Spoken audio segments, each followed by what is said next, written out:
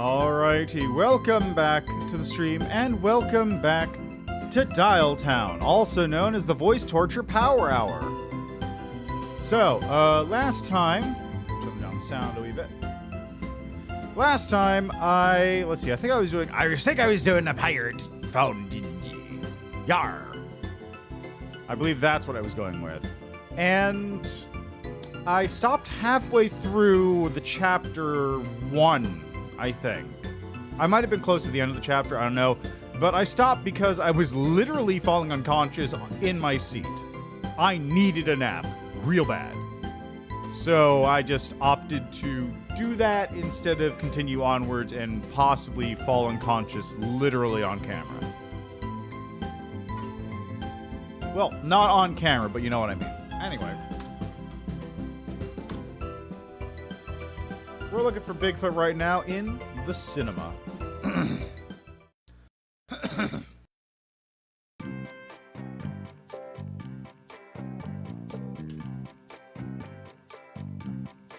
Do I look like I can remember? Okay, what was I doing?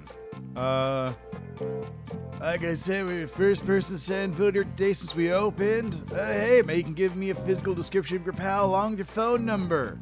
That way I can call you if I see him. Do I look like I can remember 10 numbers in a specific arrangement? You look like you drink lead paint. Yar. Yar.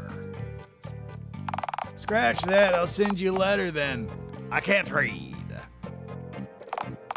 Well, I'll send a carrier pigeon. My musk would kill it as soon as it made contact. Hey now! I didn't say I needed the carrier pigeon back! Wait. Sorry, it's probably super rude to ask, but man, I gotta know. What is that funky musk coming off of you anyhow? I prefer the word obscene rather than funky. It honestly smells like fur, a bit of swamp, just a touch of sand, and a smidgen of pine tree, a splash of vinegar, and banana, huh? I don't know if those were correct. How on God's green earth did you? Hey, I just drink a lot of wine. I'm not a weirdo or anything. Right, I didn't know. If I told you, man, you'd shit. Well, maybe I wanna shit. Why did I say that? In a previous life, we were lovers, Oliver. Okay, unturb thine bowels. I'll tell you everything. Alright, groovy stuff. Go off then. So, my dear friend, the one I'm searching around for, it's Bigfoot. Bigfoot is real, and I love him, and he lives here in Dialtown. He what? Yo! I live in the same city as the world's greatest celebrity? Yes, Oliver. You live amongst the Squatch. No way! Yo! Huh. Well, I can't say I've even caught a glimpse of Sasquatch in here today, sadly. Or, ever. Have I seen Bigfoot around town without knowing it? I mean, who's the hairiest person you've seen in Dialtown to date? Oh man, there's this old woman who I see at a bank sometimes, and man, I think she has some kind of disease. I keep trying to plug up the courage to congratulate her on her immense body hair, but she has this musk. Wait. You don't think... I guess that explained the funky ape noises. Oh lord, I thought she just forgot her false teeth, not that a camera head would need Oh, don't give me that look. I only got one optical sensor, Sometimes it misses things. Bank. Oliver, me first Hercules, I cannot thank you enough. Go do him! Embrace the Squatch! And if you two want to go on a movie date, we could really use the biz. Okay, screens are already fading out. That's groovy, sure. I'm surprised, honestly, that Oliver didn't want to come along with a camera to film this, because that seems like the kind of thing Oliver would be into.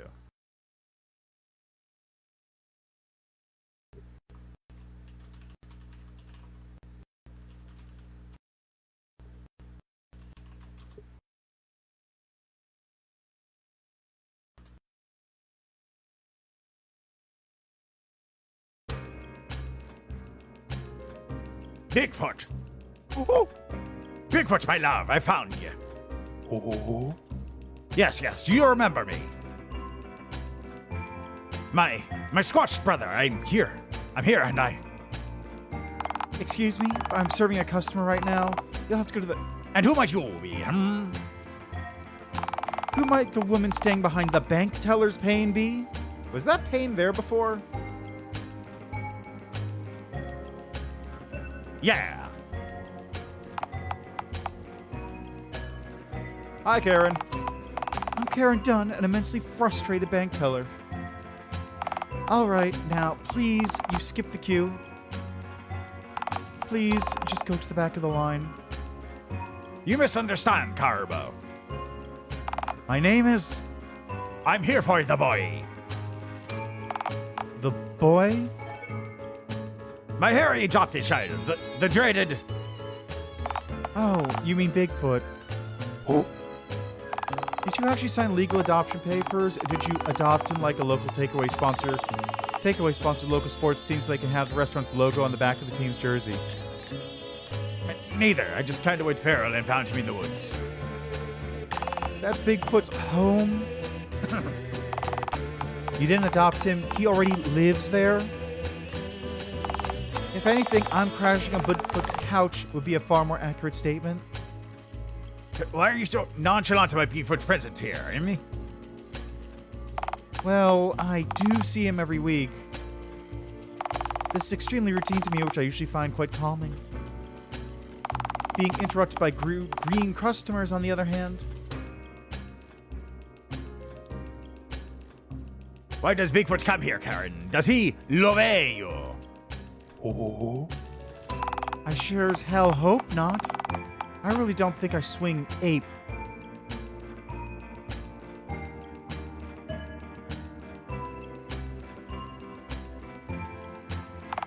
To my knowledge, Bigfoot merely visits DTCB to withdraw from his savings account. Bigfoot has an account here. I'm afraid I can't reveal if Mr. Squatch is a customer of ours as per the DTCB customer... Boy, are you here to bank? Are you here to do business with this here den of thieves and swindlers? Oh. You are, my boy.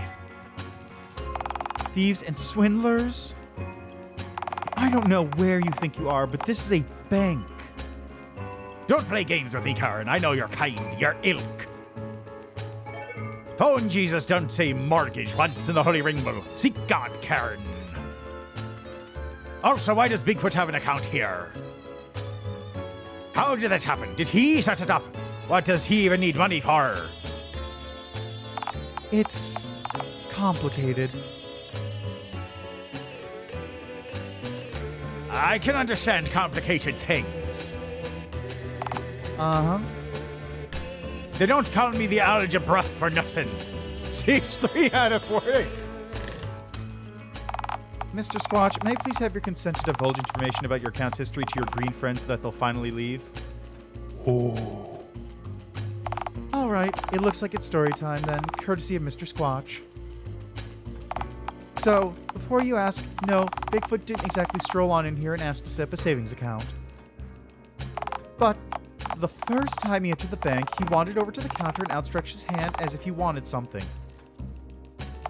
After I shrugged, he pointed to the banana on my desk. Oh, he likes those. As do I. It was my lunch. Anywho, of course I didn't give him my lunch. Did he get violent? Did he kill you? I can't tell if you're being sarcastic right now or if you generally have a toddler's understanding of the concept of death. Do you need for me to explain what death is for you? Do we need to get Bigfoot out of earshot before this? Why would we need to do that? In case he, doesn't know about death and, is this a can of worms that we really want to open, Karen? I am certain that Bigfoot is very much familiar with the concept of death. The fact that I have to explain this to you is... Alright, have you ever seen a bullfrog lying asleep in the gutter for weeks at a time? Of course, continue. That's death.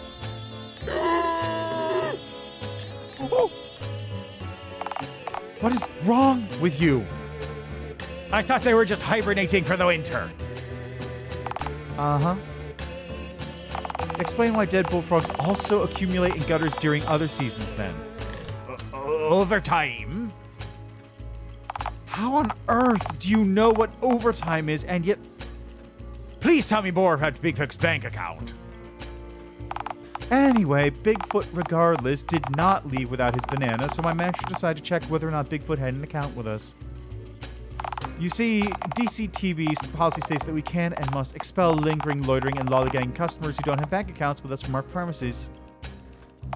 And to my manager's amazement, Bigfoot had a bank account with us. What?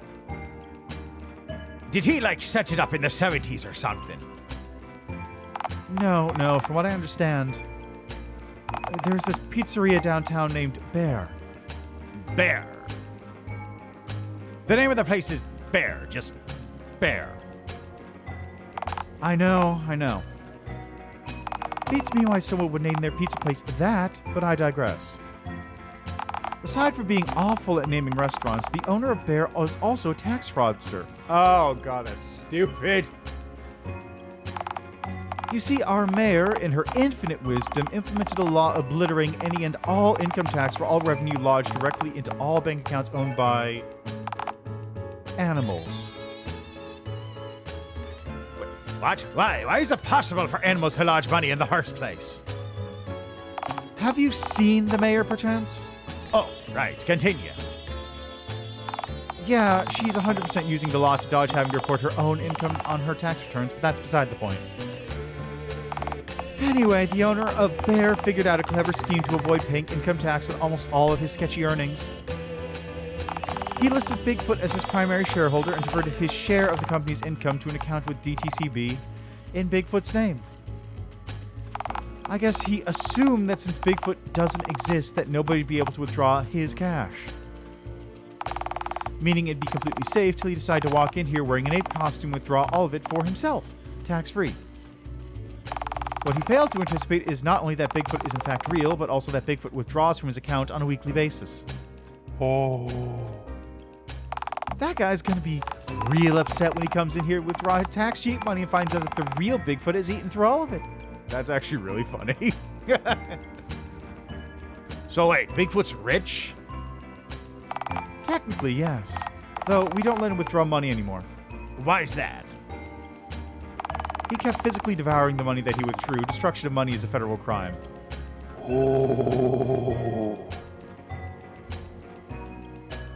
Yeah, that'll do it, all right.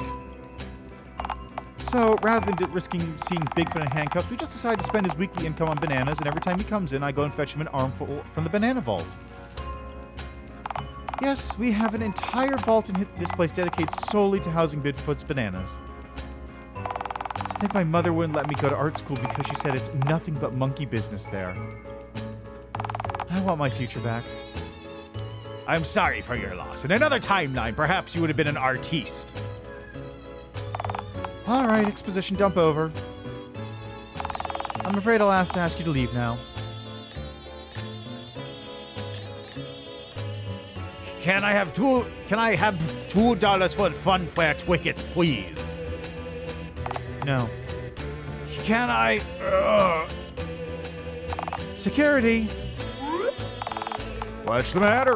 Ain't they bothered? Are they bothering the squatch, Miss Dunn? Say the word and I'll hurl him head first on the cold hard pavement outside for you. Are you serious? Bigfoot has a bank account and more legal protection than me.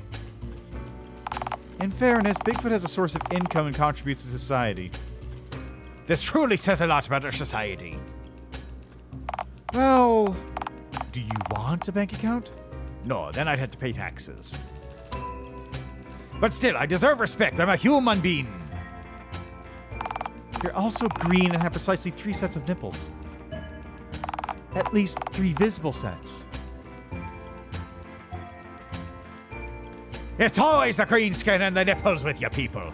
If I walked in here with pink skin and 4 sets of nipples, you'd be fine with it. That and the fact you sprayed on our freshly mopped floors twice since entering. I have glands, Karen. Our janitor curses in Latin whenever he sees you enter the premises, for the record, and only for this one scenario.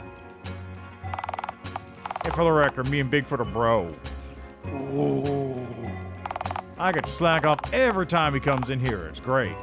Why's that? Mafia thinks we have a part-time attack gorilla. They don't fuck with banks, they have attack gorillas in them. Plus, Bigfoot eats fleas and ticks, which is integral to our ecosystem.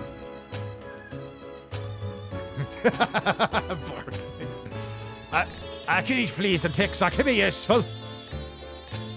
He's our massive shaggy bro. Oh. All right, I see how it is. All right, wonderful. Please don't return under any circumstances. Oh. No, not you, Biggie. I was talking about the green one. You're welcome back here anytime, okay? Oh.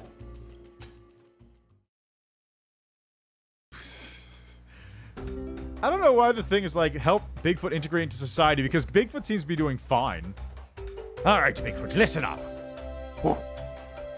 The fact that the bank won't give you actual money is problematic, to say the least. No, we can't just sell the bananas on the street. You lack citizenship papers and eye ink. Besides, my teeth would be off-putting to customers, I'm sure. No, I can't just... Where would I even get a sweater? Also, what if it gets cold? They just poke through.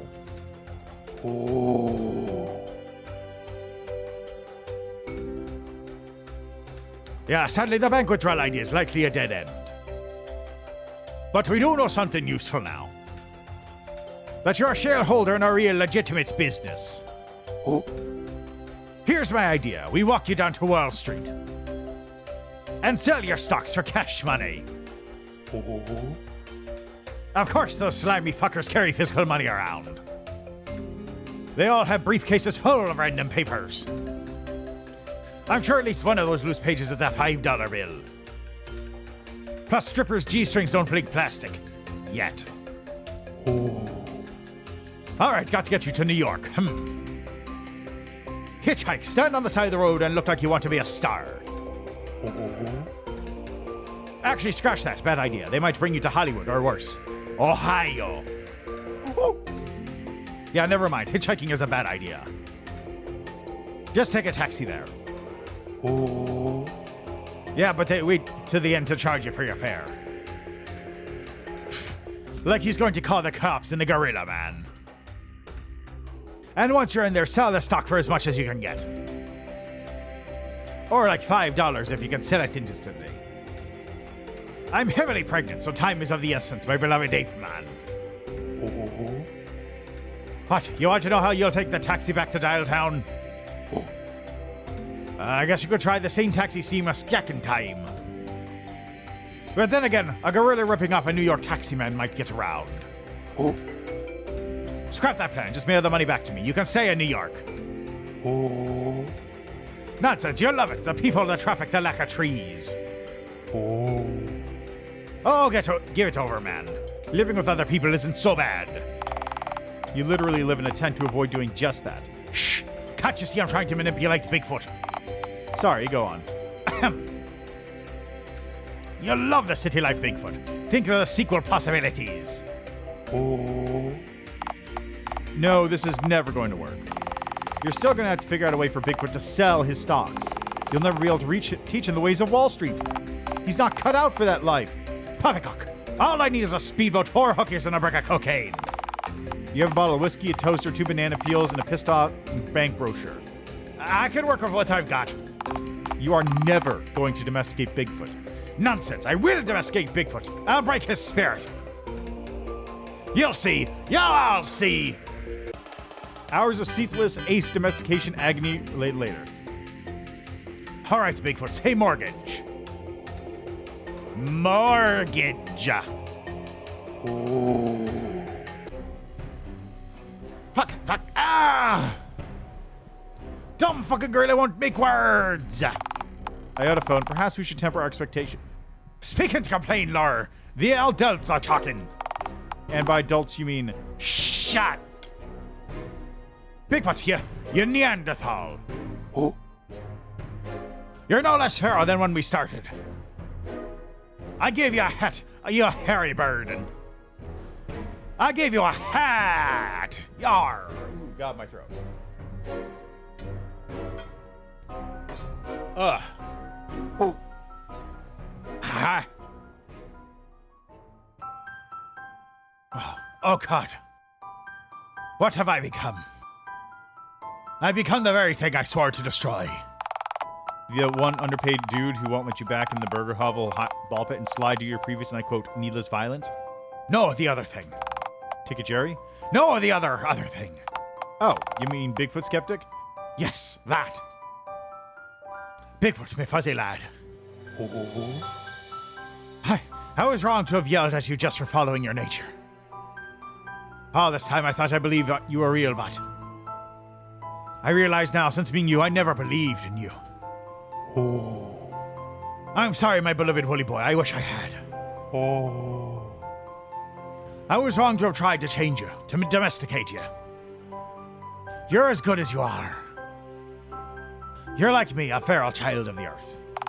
That's a weird way to say I eat copious amounts of soil because I'm too lazy to manually pick the tasty worms out with my grubby green claws. Quiet, you! Bigfoot, I know now that we can't spend eternity together. We're from two different worlds. I need to lay my eggs, Bigfoot. Go, scurry off into the woods. Get out of here. What are you waiting for? Go! Shoo! Wait, he's not leaving, is he? Wait. Does Bigfoot think he's your son? Why does this keep happening? First those ducklings, then those orphaned weren't jumping spiders.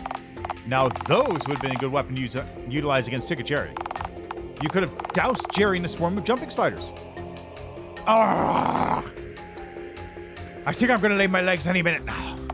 Well, you could always lay them here in the woods, I guess. Are you kidding me? A swarm of boars would devour my horrendous green eggs. You protect your egg siblings. Lights and loud noises instantly make you go into flight or fight mode. If even one of those boars had a flashing siren or a megaphone, I don't think... You know, Theodore did offer to give you $50 for Bigfoot's capture. You want me to betray our ape messiah for 30 lousy pieces of silver? Well, 50, not 30. Oh, okay. See, that's more than enough for me to sell out. I guess I'm selling Bigfoot into slavery then.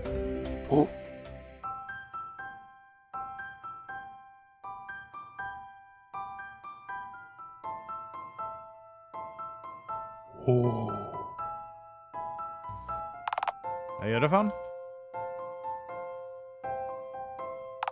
Iodophone?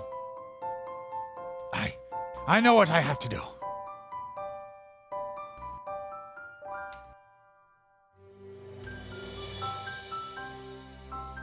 Yeah, let's overwrite that one.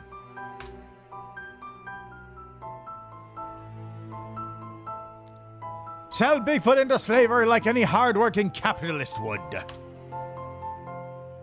Bigfoot, follow me, my son. I'm taking you on a lovely trip to the zoo. Where get cotton candy. And throw rocks at the stupid bastard limmerds. Just like any parent and their boy should. Okay, you really shouldn't encourage Bigfoot to throw rocks at... Shh, we're having a moment. Follow me, son. We mustn't dilly nor dally.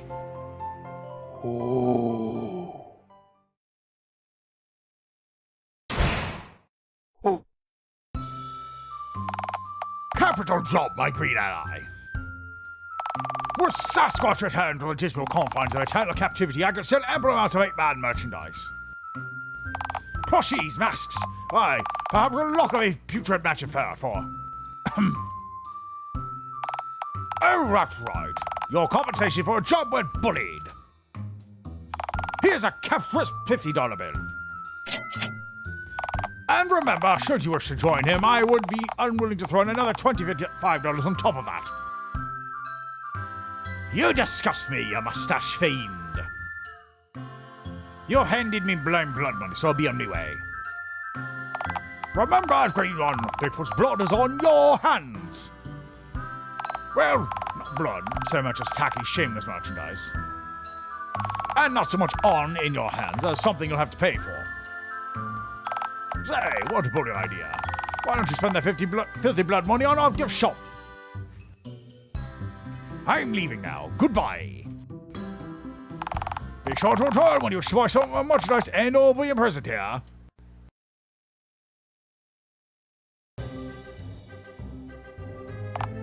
So, the prodigal goblin child has returned to old Jerry. Jeremiah, I'm once again asking for entry into the fun time zone. You mean the fun fair? Sure, okay, I guess.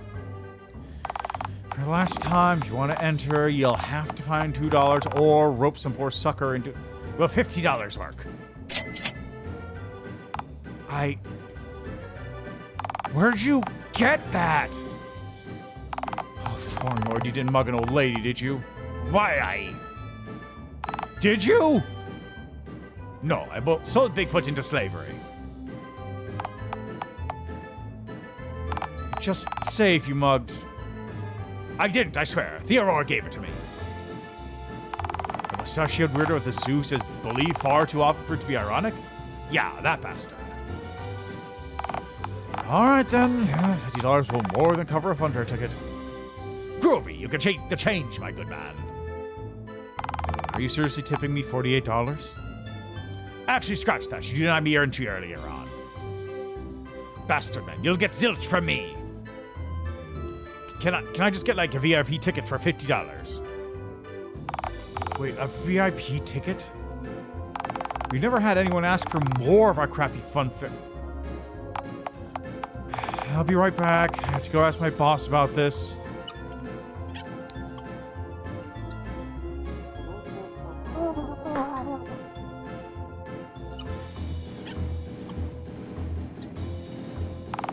My boss has quite fervently, I might add, decided to honor your ridiculous request. For $50, we're giving you an annual pass, allowing you to come and go as you please. This is all I've ever wanted. You must be thrilled. Somehow I'm not. I betrayed the only man who's ever truly loved me. What, the dude in the mattress costume who stands off the freeway waving the mattress now, mattress cheek, come on down sign? Nah, so much dearer to me. Are you sure? I definitely heard that you bit that guy for refusing to let you crawl inside his suit like an emotionally clingy slug. Yeah, I wanted to lay eggs inside his mattress suit. He hand-fed you chicken. And you betrayed him. His fault made me feel too secure and safe. Felt he'd look after my eggs, feed my onions. You are a wretched pile of filth. Oh yeah, don't get me wrong, I definitely betrayed that poor fucker. No, but I betrayed Bigfoot's trust most of all. I'll promise to accidentally leave the gate to the fun fair open at all times if you promise to never speak to me again for as long as you live. Deal.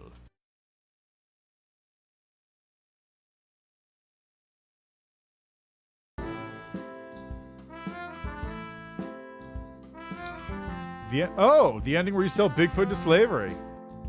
Wow. I honestly thought that was going to be the actual ending that continues onwards. I'm shocked, actually. All right, Bigfoot, shed your clothes and go feral.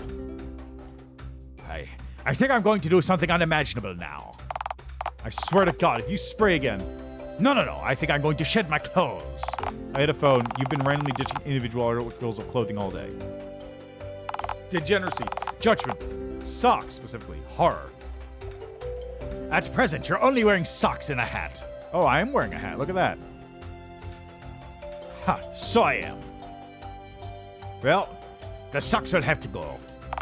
And the hat? Not the hat. Becoming naked and feral was your idea, you know. I know, but hat. I can be feral and hatted. I've never seen a feral hog nor a wolf wearing a hat outside of car insurance ads. Come on, the hat goes too. You're all right. There we go. I'm fully naked. Though, now that I think of it, perhaps I wouldn't go to miss to paste a fig leaf over here. I am feral, naked, and proud. All right, so you're naked, feral, and hanging out in the woods. What now? Bigfoot, what do you normally do for fun? Wait, this is just my old life, but with trees and shit. I had the Scotch in me all along, didn't I? Bigfoot, I love you, Bigfoot. I've always loved you, my sweet, and only you. No, Mothman can suck a fat one. You're the only cryptid for me, big boy. Oh, get a room, you two. Or, I guess, a shrub or bush? Christ, this is weird. Who the hell could have predicted that when you woke up this morning that you'd fall in love with Big fucking Foot? Me, I always told you I'd marry Bigfoot. Yes, but most people don't believe in Bigfoot, do they? No, but then again, most people are fools. Holy shit, I've got it. I hit a phone. I don't like this. The last sunburst of confidence you had led to bacon lingerie. Yes, but no, this time there's no risk. Nary a pesky seagull nearby to unravel my life's work. All right. What's your idea then? It's very simple, you see.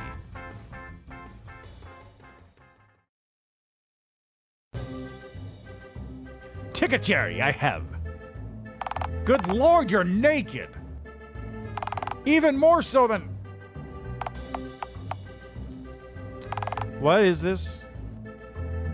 Hospitalizing me won't get you in, you know. They'll just send another ticket man to take my place. Unless you're banking on me going into cardiac arrest and falling directly onto the button that unlocks the gate. If so, well done. You've evidently mastered the art of multi-step plans, not like a keen raven or a particularly crafty chimpanzee. A chimp, you say? Are you expecting me to monkey around, Jerry? Why did you deliver that sentence as if it was a pun of some sort? Do I need to check the CCTV panel? Are you distracting me whilst an illegally procured chimpanzee blows a hole in our fence's perimeter with even more illegally procured dynamite? No chimps nor dynamite today, my friend. But say, Ticket Jerry, might I pitch you a fine gamble? Pitch me a... That was a non-sentence. Are you asking me if I want to make a wager? Yes, bet with me, Ticket Man. I will almost certainly not take your wager. What's the wager, though, out of curiosity? Here's my bet. If I can prove that Bigfoot irrefutably exists within the next minute, you'll have to let me inside the fun fair whenever I want from now on. And if I can't irrefutably prove his existence in that time frame, my head will detonate, freeing you of your green burden forever. You can detonate your head at will? Yeah, I have to swallow a stick of dynamite first, though. As tempting as that is, I don't want to be legally liable for that damage to property / non-person that may occur. Plus, what if some of your fleshy chunks flew into the booth through the ticket slot? Oh, all right. If I lose, then I guess I'll leave you alone forever. All right, I'll take your bet. Since, there's no possible way that you could shamble together irrefutable proof that Bigfoot exists. Jerry, meet Bigfoot. What? That's a guy in a costume. You hired a... See, nary a zipper, Jerry, nor seam, Jerry. 'Tis the real Scotch, no more, no less. Oh, he likes you. No. No. A bet's a bet, Jerry. You have to let me in now. I can't explain this to my boss that let someone in without paying for a ticket because I bet. I'm gonna lose my fucking job. Because your boss also wished to meet Bigfoot. What do I tell my wife when I come home unemployed? Oh God, our marriage is already on the rocks. I can't even sleep on the couch. The sick Alsatians sleep on that. My life is ruined. Hey, Jerry, let me into the fun fair. Let me. Bigfoot is real. What the fuck? What the fuck? This is the polio vaccine of President Ronald Reagan all over again. What even is my life? Jerry, let me in. In. I want in. No, fuck. What the Can I just... I'm going to let Bigfoot boost me over the fence, okay? Oh yeah, he'll be fine. He might need to reevaluate a few things, though. Namely, his life. Come on, Squatchy. These moist watermelon-hued eggs won't lay themselves. Ticket Jerry's having a time over there.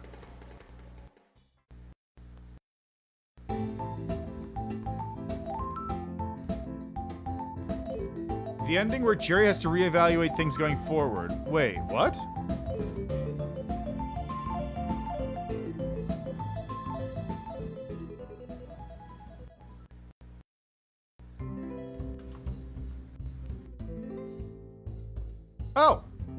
Oh, it's done. Okay. Hey. Okay, good. I've helped Squatch reintegrate into society. I have... Okay, that was only 40 minutes, but again, I literally was passing out, so there's no way I could have done it.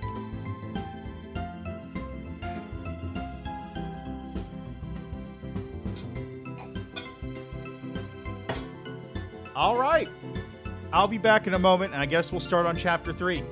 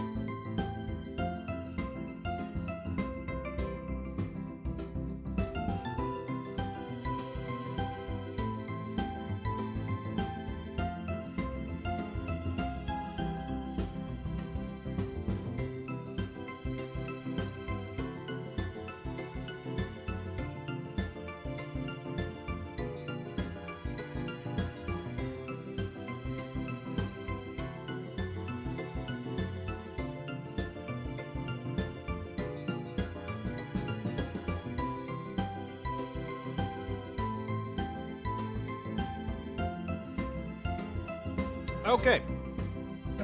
So, we're back, and since this is allegedly longer than chapters 1 and 2, I think this is perfect, because what I'm going to do is I'm going to, I'll go for, another, let's say, hour and a half. It'll be a shorter stream today, because I have a lot of paperwork I actually need to finish today, amongst other things. So it would be a good idea for me to not stream very long, as is. But I finished Bigfoot, which is the important thing. I can go for another hour and a half or so on chapter 3, which will take a nice chunk out of that for the next time I stream it, which will be next week.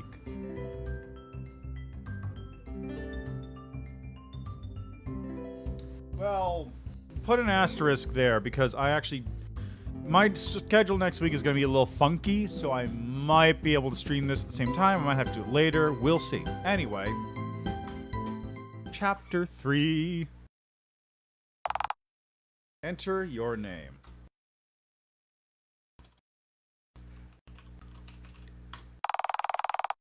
You want a phone or a typewriter for a head? It's suddenly very dramatic. Let's go with phone. What is your gender? Other. This is odd. Why is the tone so different here?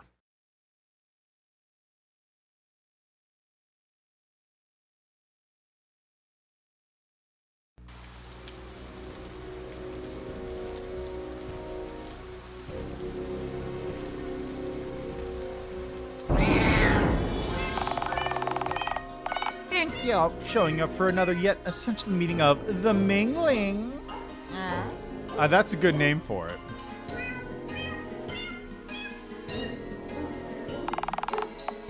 As I'm sure you're all aware, our humble council of concerned citizens is made up of Dialtown's most powerful and noteworthy residents.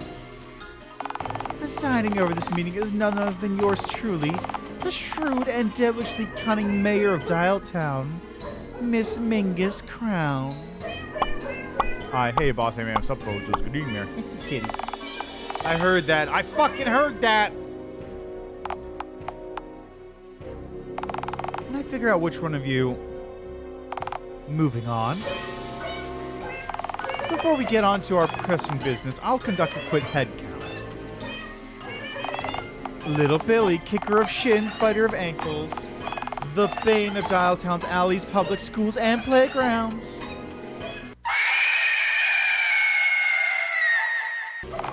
What the fuck was that? Rotary Christ, do you know how sensitive a cat's hearing is? Are you asking if this is the first time I've shrieked directly into a cat's ear? Bit of a stupid question, that. You see, this is why we have to invite you here. You're too dangerous to have in our opposition's hands. Yeah, and it's really swell. Being feared rocks, you know. You think that's news to me? Being feared's half of my whole job, you little brat. I'm a Machiavellian little scamp. Who taught you that word? I know I cut education by 50% across the board last year, so it couldn't have been at school. No matter, moving on. Theodore Russellbelt, zoo master and allegedly famed explorer, the cager of beasts and jailer of zebras and whatnot. Hello, yes, bully to the lot of you. Glad to be back. What might that be standing on the table in front of you? 'Tis none other than Cygnus Dialtownus, the noble Dialtown native swan. I can clearly see that's a swan, Theodore. What I meant was, why on earth would you drag a feral pond avian into our meeting? She seems doubtful enough. Well, is she toilet trained? Why, is the whole world a toilet in a way? This town might be, maybe. Again, why the swan, Theodore? Oh, don't tell me it's Why, for show and tell, of course. every meeting. Every meeting! Okay, we have a lot to go over, so I'm just gonna move on. The swan can stay if you cease talking right now. Right, yes, bully to that. Fantastic. Next up, Shooty and Stabby are sinister representatives from the oh-so-feared Dialtown mob. So Shooty's got a gun for a head and a knife on the table, and Stabby's got a knife for a head and a gun on the table. Wait, people are actually afraid of us now? That's news to me. We did it, bro! We've hit the big leagues, and we're real criminals now. All of those fabricated headlines about us that the mayor bribed the press to publish must have finally paid off. Oh, hell yeah, bro. If only Pa could see me now. Yes, most people that you two mug, swindle, and steal from tend to be possibly terrified of you both. Well, specifically terrified of actually knocking either of you over mid-mugging. You know, in case one of you bang your head on the pavement and they get convicted for manslaughter. Wait, people think we aren't an ominous force to be reckoned with. Outside of them being afraid of grievously harming one of my henchmen and enlisting my divine/feline wrath? Not even remotely. But we're in the mob, though. We've got connections. You have exactly one connection, which happens to be me, a figure who the citizens of Dialtown are actually afraid of, and for good reason. We can be scary. If you can, you have yet to see it. Watch this, bozos. How's that for incriminating, I'm sure I'd be positively quivering if your gun was actually loaded. Now, put that thing back where you found it and don't even think about picking it back up while I'm addressing you. Shit, bro. I told you that these lousy blanks just don't have the same effect. Mayor, can we have some bullets? You know, in case we need to ice someone for you. And can I have a gun with a signed sharp or stabbing knife? This one's gotten awfully dull from me using it to slice my sandwiches during lunch time. No, we've been over this. You'll only hurt yourselves if you're given real weapons. Now, moving on. Next member, Abel Brinnigan, violator of OSHA regulations and the sole proprietor of the Dialtown Fun Fair, the most recklessly ran fun fair in America. Next to Baboon World over in Nevada, anyway. I feel like with my megaphone screaming, the swan and the gunshot can't really live up to the standard that's been set so far. Like what? Am I gonna pull a Ferris wheel out my ass? I'd be immensely impressed if you could, but a basic introduction will suffice. Alright then. Hello, oh, glad to be... Theodore, please take the megaphone from the boy. Alright, thank you. Moving on. Do I get to finish my... No. Next, we have the one and only God who's filling in for our dear comrade Bunny, the owner of Bunny's Burgers off Main Street. Also, he's a hobo and woke up face down in a puddle of staying in the puddle this morning. Wait a minute. Do I own Bunny's Burgers? No, hobo. You own nary a house, hovel, cottage, bungalow, trailer, nor gazebo in my city, and really have no societal power at all. You've honestly done very little to warrant anyone having much respect or admiration for you. I mean, I did kind of create the universe, though, right? Yes, and we're all still tremendously upset with you for doing so. Oh, shucks. So, wait, what am I even doing here, then? Because, as you'll recall, Bunny got flattened by a rogue fortune-telling amusement park cabinet, and we needed someone at short notice.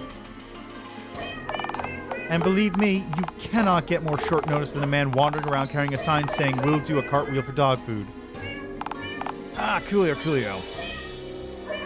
Honestly, sitting in a heated room and talking about politicals and junk.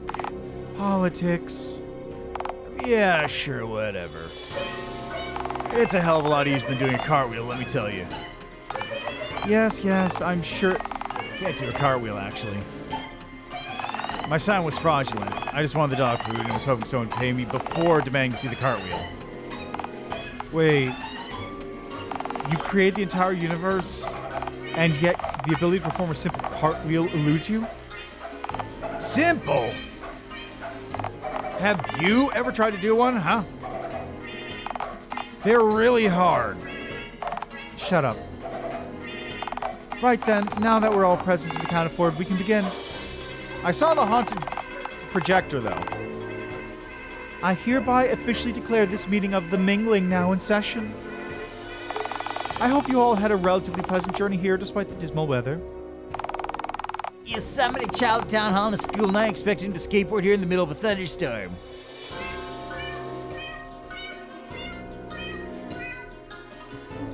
Shut him up.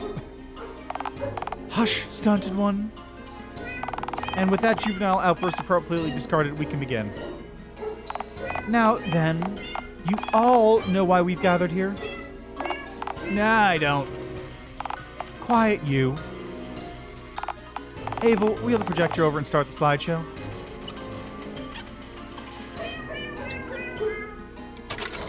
Yeah, it's the haunted projector.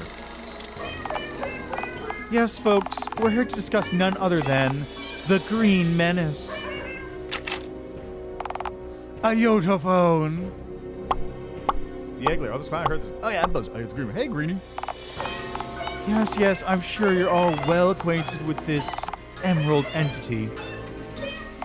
In the past 12 months, we've caught a Yotophone laying eggs on private property, harassing Dialtown's public. Oh, shit, that me. Exposing Dialtown's public to vulgar cinema. Convincing Dialtown's most reliable bank teller to skip town so she can paint pointless mountains. Befriending the fugitive known as Bigfoot. Stealing the rug from my office. And possibly worst of all, fraternizing with Randy Jade, possibly the worst citizen of Dialtown. Wait, how is hanging out with Randy the worst thing out of the whole stuff you just mentioned? Oh, it isn't truly. I just personally find that last one particularly repulsive. As you all know, Dialtown has a status quo which acts as the backbone of our robust, inclusive, but civilized society. One that we have toiled strenuously to protect. As mayor, I have made sizable strides in recreating the Dialtown that existed under my grandfather's leadership. Rules for the meeting. No hooting, no hollering, no yeeting, no yachting.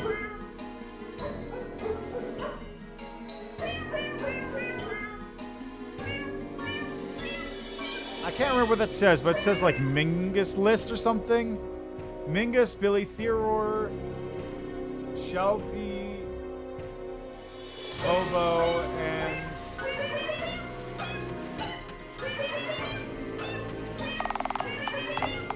Abel, likely alcoholic.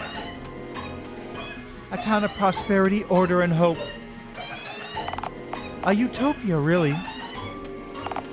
But as I'm sure you know, when one attempts to compare the Dialtown of my grandfather's time to the Town of today, you inevitably run into a discrepancy. A green discrepancy. Simply put, a Yotophone isn't just a threat to our society. but a threat to normality itself. They are the final hurdle in recreating the Dialtown that existed in 1966. No, it's racism. That's what you're missing. You're missing the racism. 1966 being the year of the dial-up, the year my grandfather changed the whole world for the better. I bet all of them are going to be green. Is it thundering out right now? Simply put, a Yodaphone must be promptly disposed of. I say, why don't we just lock them back up in the zoo? I think that's a bully idea, don't you? Hear him out. So, zoo-oriented containment is your pitch, then? Epic idea till Mustache McGee gets to lock the pen door and they get out and run amok again. Mayor, I insist. Our vertically impaired friend simply doesn't understand the scientific benefits of studying iodophone approach. The experimental potential is limitless. Hey now, you think I don't want to shove a bunch of firecrackers up their ass? Mayor, may I change seats, please? We're much farther away from this dwarf fiend, ideally. Besides, if we're worried about a potential escape, why not post armed guards at the zoo's gates?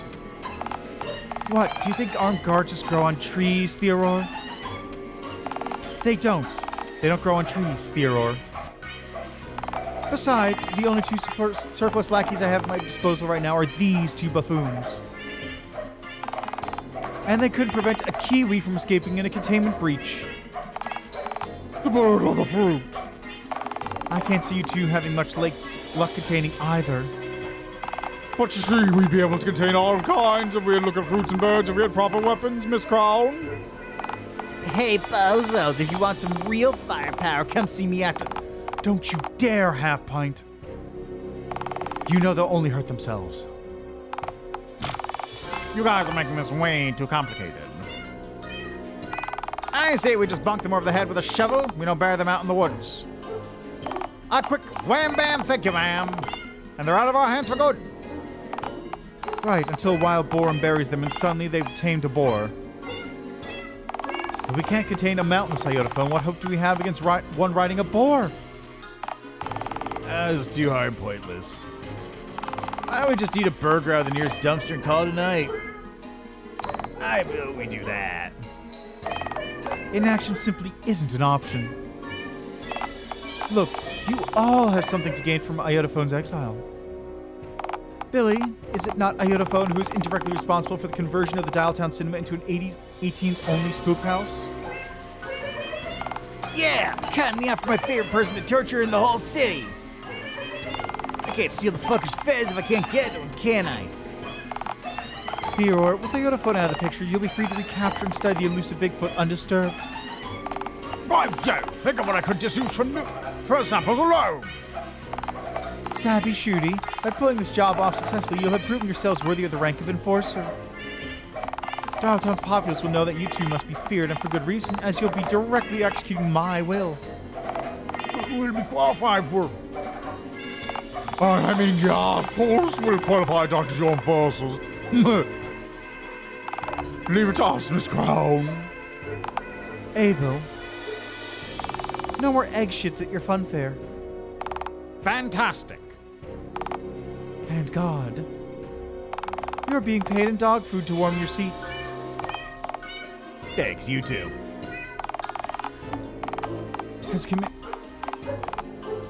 As a committee of concerned citizens, the mingling is... Wait, we're a committee? Figured we were, I don't know, an evil league of villainous fiends or some drivel to that effect. Gaslight God!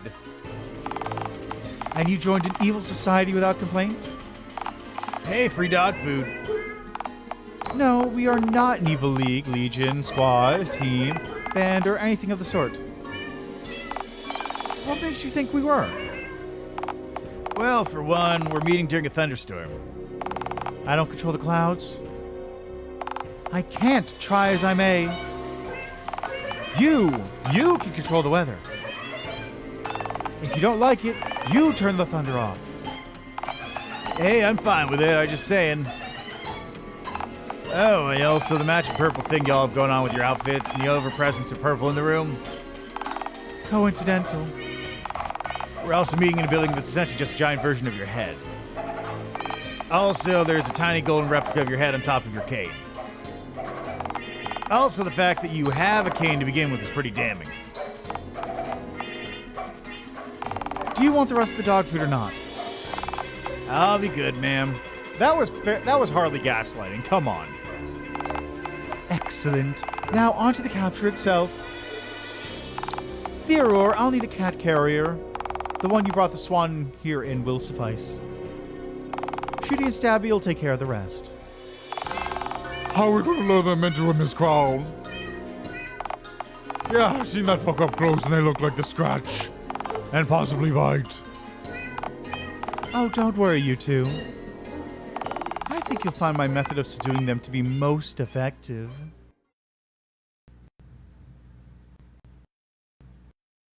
Well, no drop frames yet.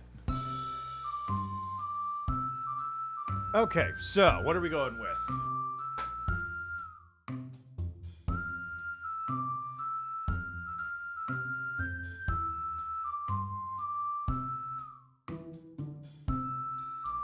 Pirate was Bigfoot, so what's this gonna be?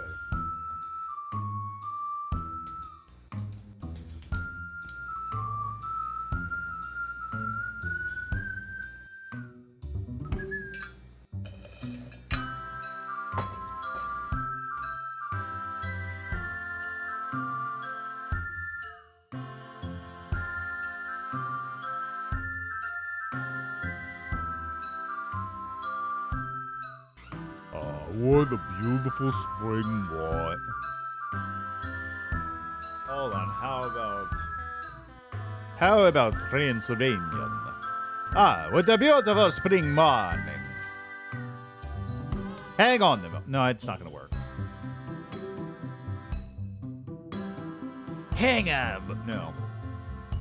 Hang on a moment. I mean, I could just try doing my best Plinkett impression for the entire thing. Hang on a moment. What do we have here? Is that my wife?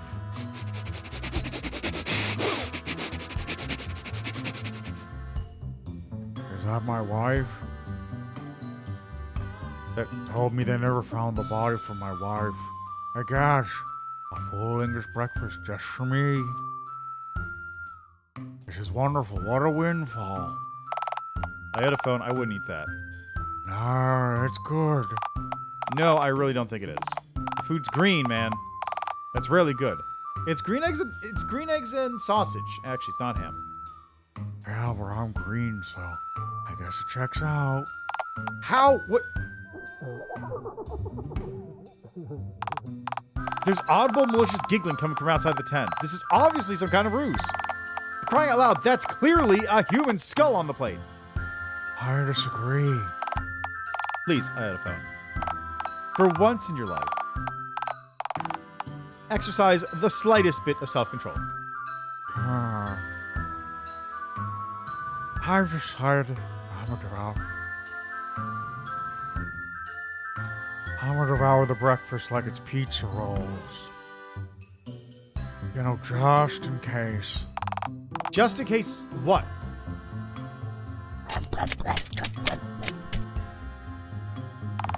You had no reason to eat the plate. Oh, es bueno. Email me if you want some pizza rolls. I'll send you pizza rolls. You sicken me. Oh my God. Oh my God. I had a phone. No es bueno.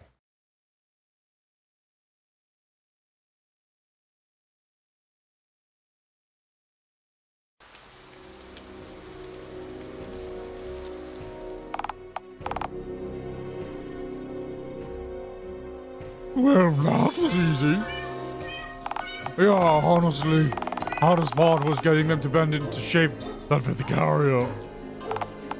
We're not dealing with an extraordinarily crafty opponent, gentlemen. I would have been immensely concerned if you two had managed to somehow screw literally any part of that up. So, you two get to live for another day. What precious gift of life, bro?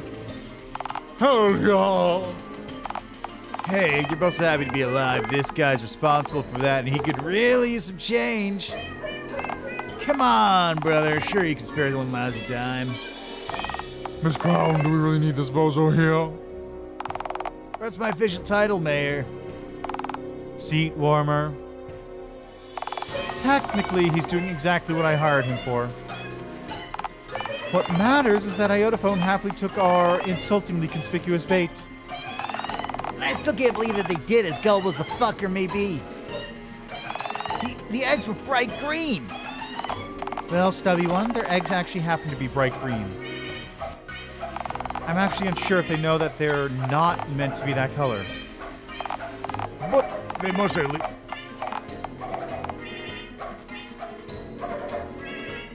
But they must have at least knows the peculiarity of the green bacon or tomato, right? Maybe they're blind like a mole? This could bode well for us. What I don't get is why we couldn't have gone for something more visually subtle. Surely we could have just snuck a few sleeping pills in with the beans and Bob's junk to the down. Ah, you see, if you'd studied the creature's diet as I have, you'd know that we're fools, Aaron. It may surprise you to find out that our specimen primarily feeds on a rigorous diet of gravel and horse jerky. And of course, washes it all down with copious amounts of cough syrup. Alas, the creature's biological acclimation did not cut its meat tranquilization arduous, to say the least. Why does he talk like that? Who the fuck says alas? Alasses and bullies aside, the mustachioed one brought up an apt point. I had to be certain that our dismal meal would reliably incapacitate the green one. Unless they wake up mid-transport, escape, and scurry under a parked car or down a toilet. Damn it, slip down a toilet, really? Abel, I've seen this thing spryly emerge from our treacherous sewers completely unscathed. A gutter-dwelling rat can crush its own spine to fit into narrow crevices. Can we really take the chances here? So, they're in the kitty prison, drugged all to hell, and you're gonna send them to a nice big farm where they'll have plenty of room to run around. Mission accomplished, let's go home. Our mission is far from over. You see, based on, several formal complaints that I've received from one of Abel's former employees, we cannot deduce that Iotaphone is batshit crazy and will simply not take the hint. Our specimen's frankly revolting level of persistence unfortunately leaves my hands very much tied. The Mingling must remain vigilant and squash any of Iotaphone's inevitable attempts to return to our civilized world. By any means necessary. I'll make you proud, Pawpaw. Just you see.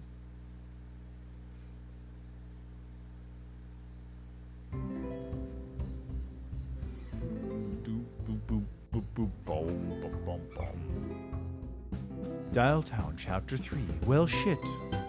Will Iotaphone find his way back to the home where his loves lie? Or will he be forever lost in a wide world of phones and calls of the wild? Stay tuned for Dialtown. Well, shit starts after these messages.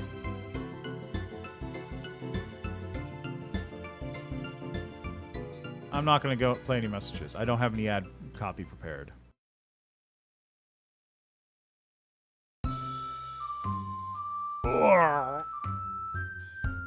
Where am I? Wait, no, what am I doing? Am I dead? Is this heaven? No, too small, too cramped. Hell, perhaps? No, not nearly red enough. Limbo? This place doesn't look like a vast doctor's waiting room. Plus no lukewarm coffee or elevator music. Purgatory, final answer. Well, by my estimation, you've been stuck into a cat carrier, which has in turn been abandoned in the middle of the woods. That's also likely, yes. I need to squirt. Not in a confined space. Not in a confined space! Oh, it feels like my head's full of jumping spiders, all of which are holding boom boxes. Who could have foreseen this abject misfortune coming? I could have. Is that the script over there? I warned you. 90% of the time, one's given a free breakfast, you're being inducted into a militia, cult, or being kidnapped to have your organs extracted and sold. That, or you've just woken up having overstayed your welcome after some really mediocre sex. By process of elimination, it was bound to be one of the other three. You got off lucky. Papa wants out. Cool. So, stick your fingers out of the bars and undo the latches on the carrier's door. Just stick your fingers out of the door and fiddle with the 4 latches outside the corners of the... Oh, for the love of... Crafty house cats can figure this out, you know. Just thrash around until the carrier breaks into its constituent pieces then, I guess. Okay.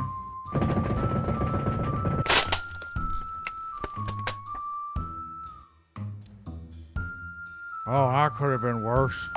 Considering that you're not short exactly 1 kidney or aboard an alien spaceship, I'd say that you're right. Maybe the cat carrier itself was an alien ship. Somehow, I doubt that. And nice that, Mr. Smarty Pants. What do you know about aliens? Are they talking to the aliens? They have lightsabers like in Star Wars that cut off their own hair because it's too long and doesn't work with lightsabers? Well, I know that there clearly weren't any aliens in the cat carrier. Lord, you were a tight enough fit. I very much doubt that even 1 alien could have been crammed in there with you. Maybe they were there and just like really small. If that's the case, then you definitely murdered each and every one of them with your bulbous lime-hued ass while you were thrashing around aimlessly. Damn, what a way to go, crushed by ass. A martyr's death. Besides, I'm sure they would have probed you after knocking you out. And they couldn't possibly have done that, right? My ass feels undisturbed, so doubtful. Well, is any part of your body marked?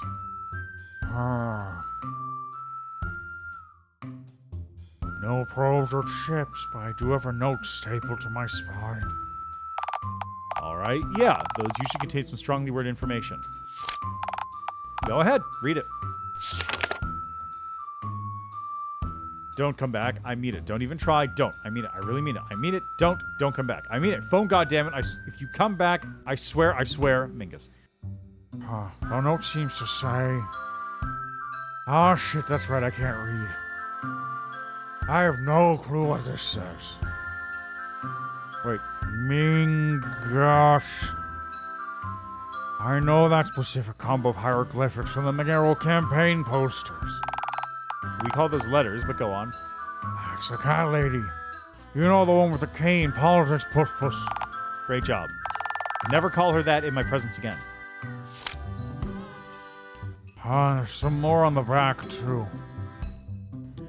Shit, I guess I'm not gonna find out why I'm out here. Bummer. Alright, may I make a worthwhile suggestion?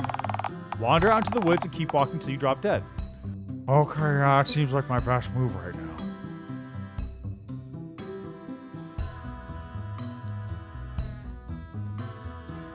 Oh, woe is me. Oh, woe is me. Fuck. Fuck.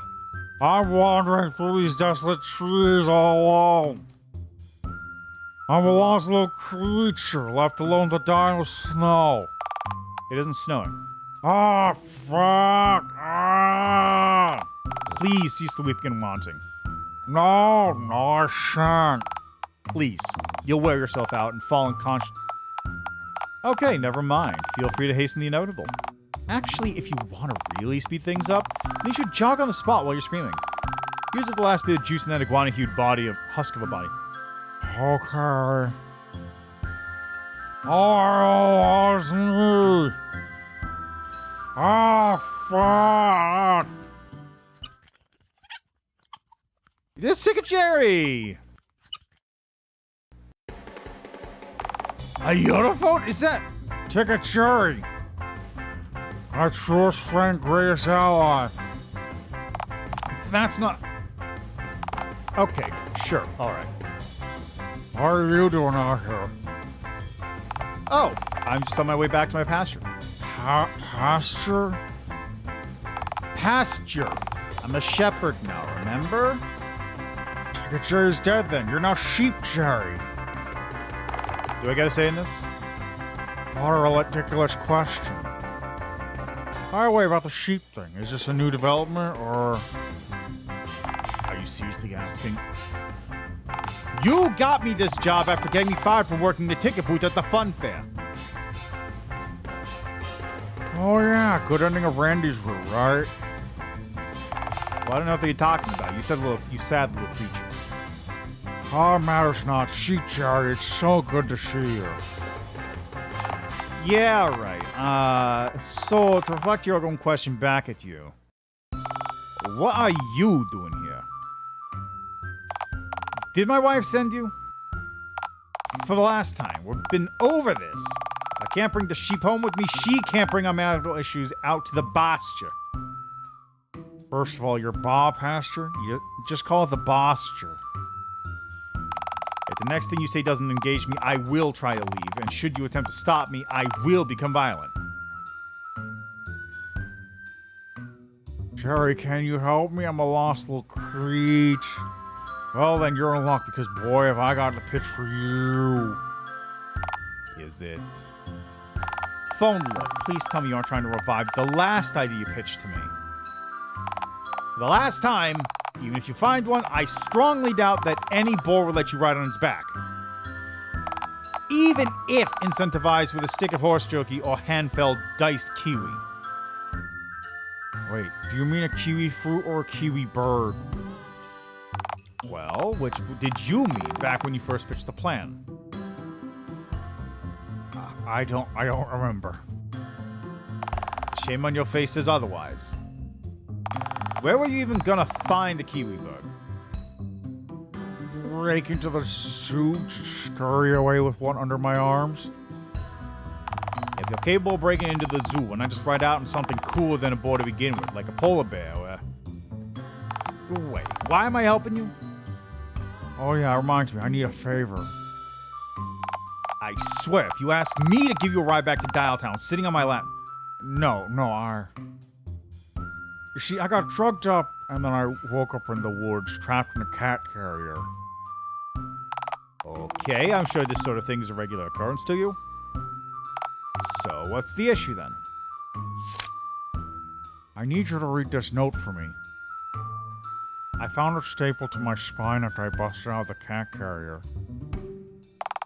I'm sorry. Stapled to your spine? Phone Lord, I can't tell if this was meant to be intentionally cruel or if it was just simply a display of baffling incompetence. Oh, it must have been the mob. Definitely the Dialtown mob's handiwork. This very particular kind of befuddlement is practically their signature. So, the note? Oh, sure. I'll read it for you.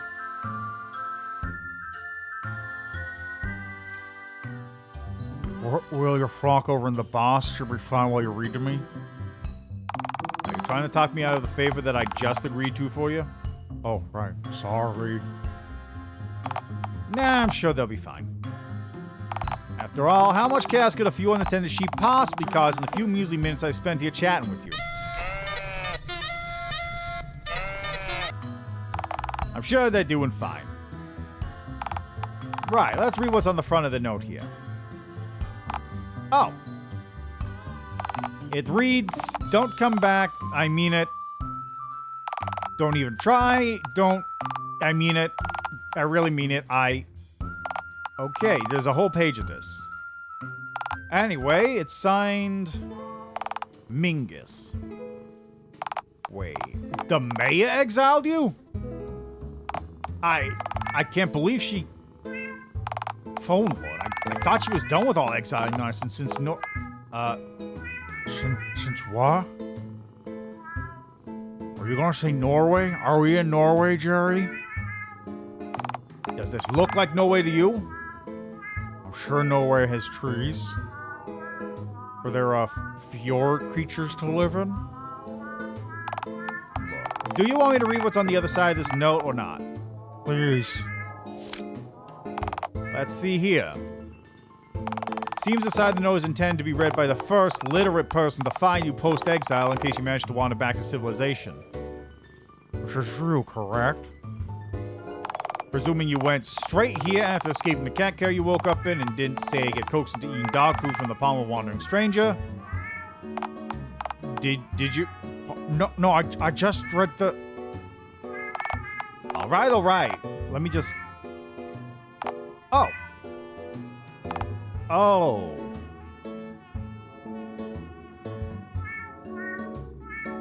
The note hardly has only 2 O's on it, Jerry. I can see more words than that. No, there's more than just my speechless reaction to that page. But... I don't think I should...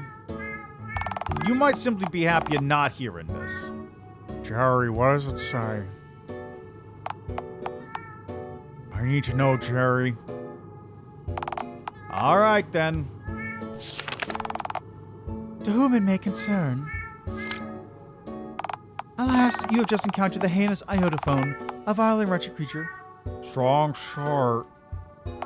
In all my years as mayor, I have never encountered a beast more repugnant than Iodophone. Iodophone is not just a burden, a pox, a leech on society, but also an immense threat to civility and normality itself. A fundamentally selfish creature, Iodophone uses others for their own, after often self-centered schemes, as if they were mere tools. Iodophone frolics around in the open, breaking laws just as thoughtlessly as they have broken the collective hearts of our fair citizens. Freely engaging in public nudity and routinely harassing innocent civilians whenever they wish. An obnoxious and abrasive degenerate, they periodically spew offensive, vulgar, and often hopeful utterances merely to see how their victim will react. Iodophone is incapable of listening to any advice or direction, no matter how detrimental the consequence of not doing so are to themselves and others. Iodophone will repeatedly harass a target, relentlessly eroding their willpower in order to get anything that they so desire. And of course, the gangrenous cryptid in question is reckless and will mortally endanger both themselves and innocent bystanders without a second thought. Iodophone must be shunned from all civilized society as they have decided that they are too good to domesticate themselves. Or as we who contribute to society call it, treating others with basic courtesy and respect. If you are a Dialtown resident, should you find this wretched heathen skulking around the perimeter of our fair city, I am instructing you to immediately notify one of my enforcers. My name is Mingus, Mayor of Dialtown. Look on this wretch, ye mighty, and despair. While the new day is dawning in Dialtown, and it's all the brighter without Iodophone. Animation? Yours felinely, Mayor Mingus Crown.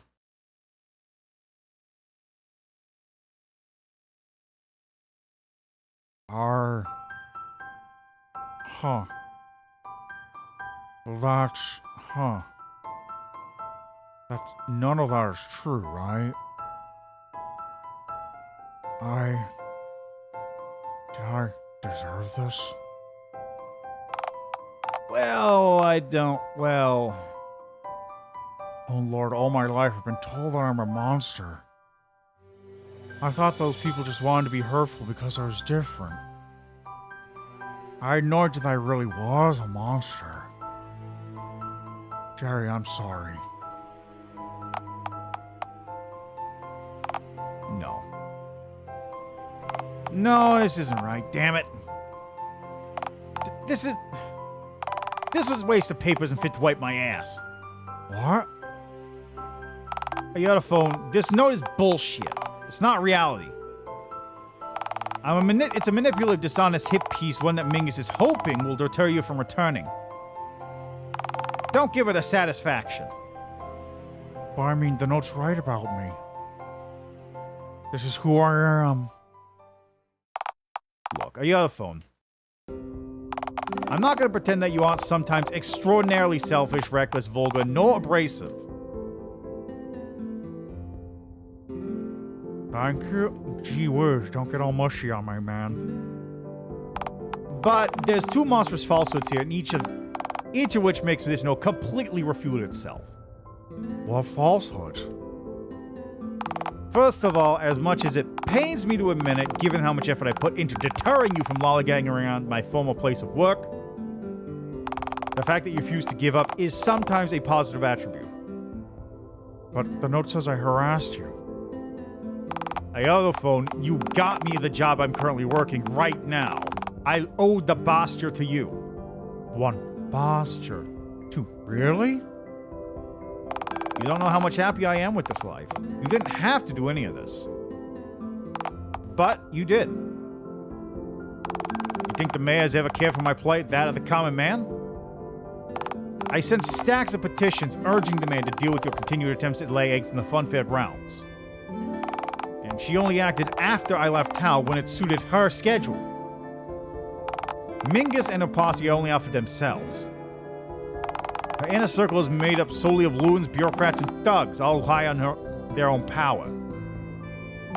They want you to believe that you're alone, but you're not. Have I really made the world a better place? Well, you certainly made mine better. My marriage is stronger, and the smuggler's air is doing wonders for my Alsatian's eczema. Also, dealing with sheep is pretty chill compared to dealing with my old boss. Because of you, Randy Jade has a home, a better job, and ample time to recover from his swan-related injuries. Because of you, Karen Dunn is a state-renowned painter and doing what she was born to do. Because of you, Oliver Swift gets to sleep soundly at night knowing that Mr. Dickens' dream lives on through their horror attraction. Because of you, Bigfoot is content with himself and has felt human love, or rather, the love of a whatever you are. All five of us are so much better off having met you. And we'll stand with you. You care for 5 misfits that you didn't even know more than a month ago, to an extent that nobody else ever has. So, I suppose I owe you thanks for that. Shit, Jerry, I don't know what to say. Thank you. Wait, what was the other thing? The other what? You said the note had 2 glaring issues. What's the other? Oh, right. You weren't the first person that Mingus is exiled from Dialtown, you know. There was another. Someone else was exiled for their tomfoolery like me? Was it a clown? What? No! Clowns don't exist. The final thing is gonna be a clown, isn't it? Also, I like how the music went to intense all of a sudden. A month ago, you were sure Bigfoot didn't exist. Don't do this to me, I got a phone. I just gave you an inspiring pep talk. Don't give me clown dreams again. Sorry. Look, that note says you're a danger to normality itself, but really there's no such thing as true normality, nor abnormality. Normality is just an illusion, a concept that changes to fit whenever and perhaps whenever you happen to be, or wherever and perhaps whenever you happen to be. It's what people accept as the norm in a certain place at a certain time. Because of that, what's considered normal changes. Hundreds of years ago, it was normal to burn suspected witches, normal to declare world war over survey and tomfoolery, and normal to, well, to not have a phone for a head. You mean before the dial-up? Before everyone got object heads? Everyone except one. Oh? Can't tell you exactly how it all happened. I don't know the guy, never met him. But he's the last human left without an altered head, to my knowledge. His head is made of flesh, not dog pieces within a plastic shell. My head is made of flesh, in fairness. No, stitches. He's a normie. Like I said, he's from another place, another time.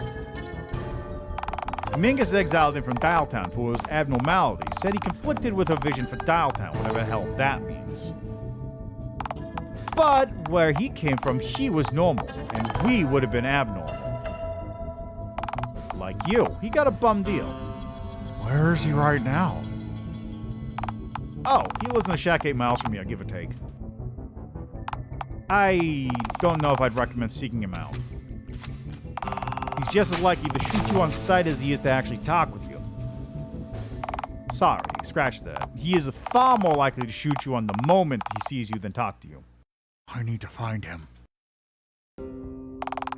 I know that I'm not going to be able to talk you out of this. But you could live out here with me and the sheep.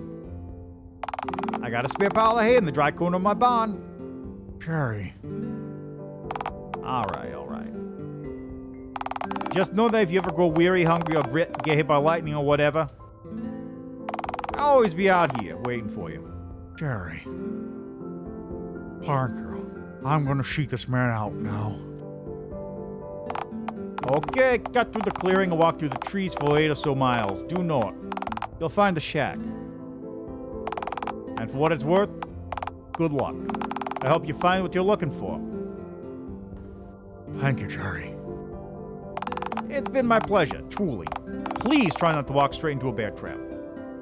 Wouldn't be the first time. Farewell, sheep, Jerry. Goodbye, Yellowphone. You're welcome back anytime. Aw, we're friends now.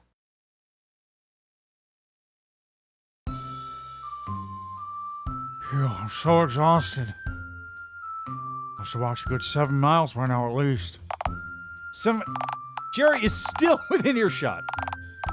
Keep going, you're doing great. Oh, Lord.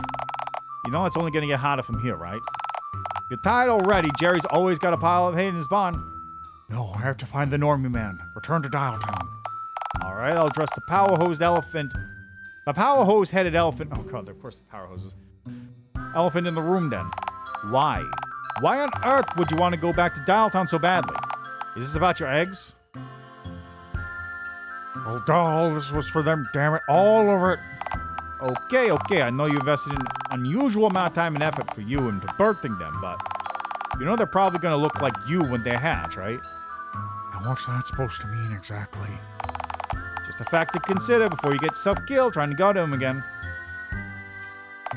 Alright, quick trip back to Dialtown, grab the eggs and hitchhike as far away from Dialtown as you possibly can.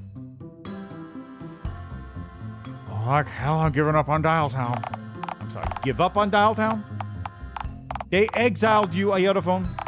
The town's mayor has it out for you. Most of the citizens there treat you like some kind of monster. Why not start over? Why not take your eggs elsewhere and start a new life? Spite, mostly. You've only got that in abundance, haven't you? My hatred keeps me warm. Let's just keep moving. I'll make sure you keep north. Is north up? Can you give me a boost? Go forward, Iodophone. Okay. Jesus Christ. Behold, a shack. I think this is the place. Well, let's see. It's a shack. We traveled roughly 8 miles north, and... Oh, right. Most important thing. Jerry mentioned that this dude is more likely to shoot you on sight than actually speak to you. This most certainly looks like the house of someone who would do just that. Oh, so bit of a fixer-upper, but... Fixer-upper? Really? What? Hello? The deranged graffiti?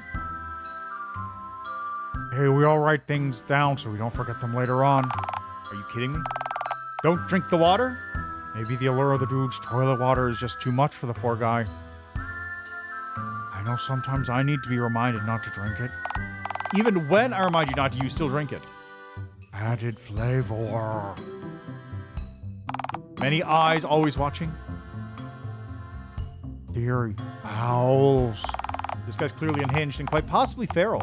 Let's bounce. Hey, I'm feral. It's not such a bad life. You're stranded in the woods because you got exiled for not being housebroken. Alright. Yeah. Regardless, I'm now approaching the shack. Should I knock on the door? We try opening it first, check if it's locked. The door didn't open. This leads me to believe that the door is indeed locked. Actually, perhaps that's for the best. Jerry stated pretty clearly that this dude might totally shoot your noggin clean off. Would be probably best not to break into his house and startle him. I could throw a brick through his window. What happened the last time we tried that? Oh, I went to prison for a short spell. Wait, if I did that again, the cops might drag me back to Dialtown. Yeah, but you'd be in prison. But I would be back in Dialtown. Yeah, and behind bars. I will consider my options. Scratch that. Prison food tends to be pretty jerkyless. I'm or just knock. Phenomenal.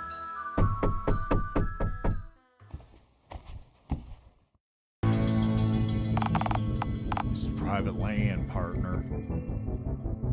So, I suggest you leave before I decide to do what I usually do to trespassers.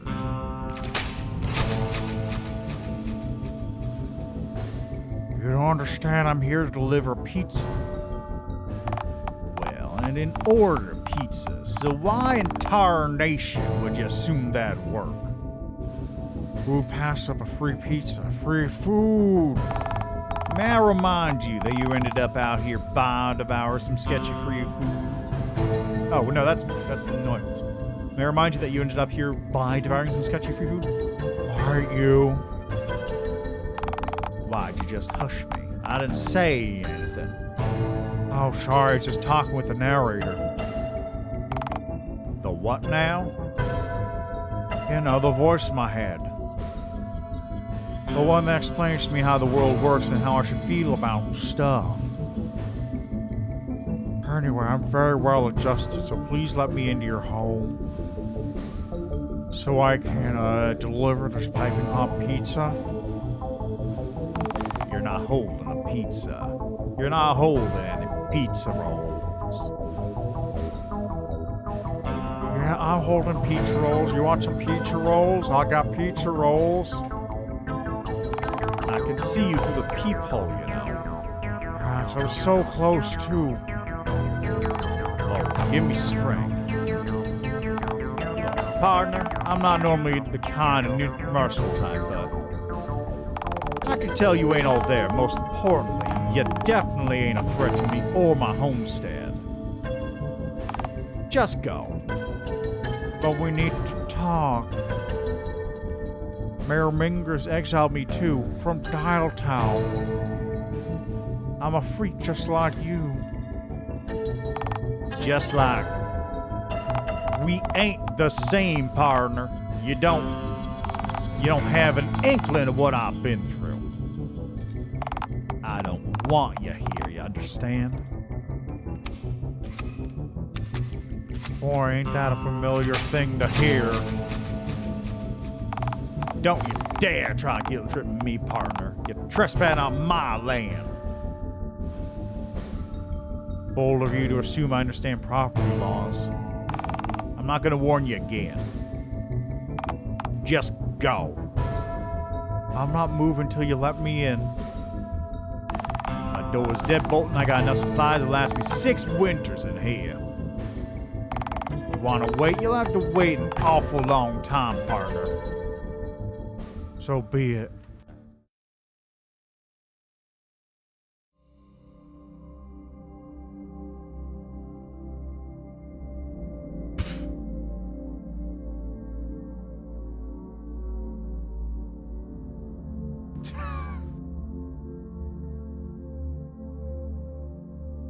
I've got a tail? I've got fur? My tail keeps growing.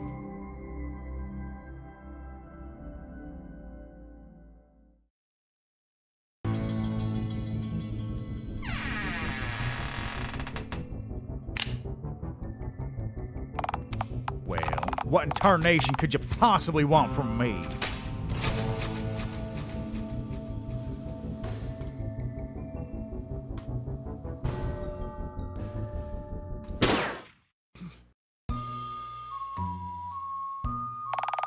What the hell, partner? Why in tarnation would you intentionally start a man who's got a cocked pistol pointed at you? Or the banter. Alright, I feel much less sorry after hearing you speak again. This is bound to have happened anyhow. I said gone and just spit up the inevitable. You're bleeding something fierce, partner. So you might want to get those last words to your out. Well, you still can. Oh, I've shit myself, and I'm tired. Oh, I've shit myself. Oh, God, I've shit myself, and I'm dying. As a man of honor, I urge you to change your last words to something less that. No, it's okay. That about summed it all up, really. You have any last wishes, you poor green bastard? Yeah, please mail my body to Randy J. over in Dialtown. Huh. Alright, stranger. Consider it done. Is he, kin ears? Oh, no, nothing like that. I'll just give anything to see a look on his face when he opens the package with a dead me inside. I'm gonna put you down and let you die in the cold out ground. Because your last wish stinks worse than your britches right now. That's fair, yeah. Oh, hello, phone Satan.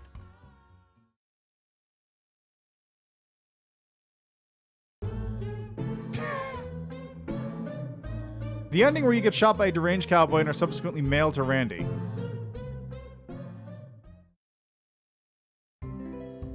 Thank you. Alright, you know what? Let's just... I'm gonna load back up here. Let's load up and see what this guy looks like. Hi. You know, partner, I got the feeling you're like a leech. Oh, you're calling me a parasite like Mayor Mingus did. Nah, that ain't what I meant. What I meant was, I'm getting the notion that you're just gonna cling to me and won't fall off till you suck my patience dry. If you let me in, I can suck something else dry, wink. You ain't deaf, right? You surely must have heard my pistol cock behind this here door. I'm sure that wasn't the only cop. I will shoot you dead, partner. Then why haven't you yet? Ammo's expensive. You know what? Guess I'll just cut my loss and save myself a perfect good bullet and let you mosey on in. Step inside, be quick about it. We'll get this chatty lies over with right quick.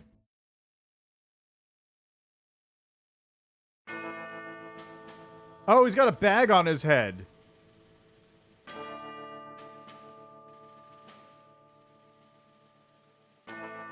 So you're... Tail, what's with the paper bag? Why'd you think I have it on, partner? Oh, are you covering up an embarrassing bandage on your forehead? One that says something akin to fuckface, and if you take it off, you'll explode? What tarnation are you gibbering about? Is this some sort of thing that they're teaching kids in school nowadays about folks like me? It's a real condition. I met a dude like that. Uh-huh. Is he like me? What, a space cowboy? I mean... Fellow without an object head.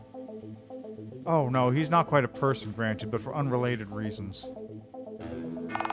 You know, speaking of not quite being a person, I gotta ask. Why does your flesh have the hue of a watermelon, anyhow?